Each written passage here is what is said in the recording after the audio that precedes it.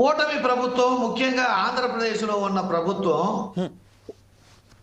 14 నుంచి రాష్ట్ర విభజన దగ్గర నుంచి ఇప్పటి వరకు అసలు ఎన్ని హామీలు ఇచ్చింది? ఏ ఒక్క హామీ అయినా సంపూర్ణంగా పూర్తి చేసిందా?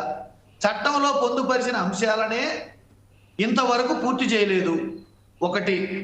ఇప్పుడు మళ్ళీ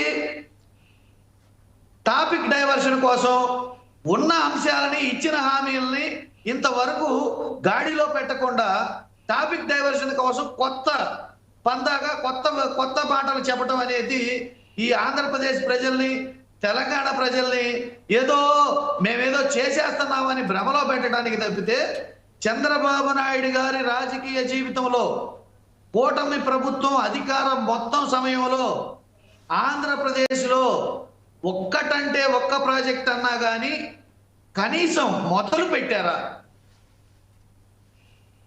కనీసం మొదలు పెట్టారా?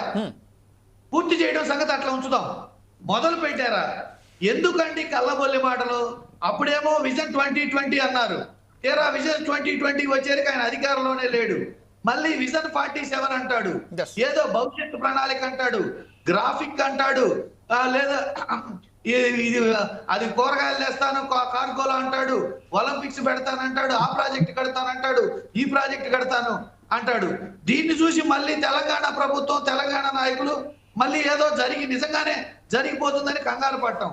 ఈ సందర్భంగా తెలంగాణలో ఉన్న నాయకులను కూడా నేను మిమ్మల్ని ఒక సూటి ప్రశ్న వేస్తున్నాను.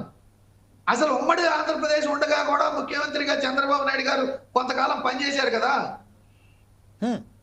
ఏమన్నా చేశాడా? ఆయన మాటలు నమ్మి మళ్ళీ మీరు ఎందుకంటే ఉలికి పడతారు?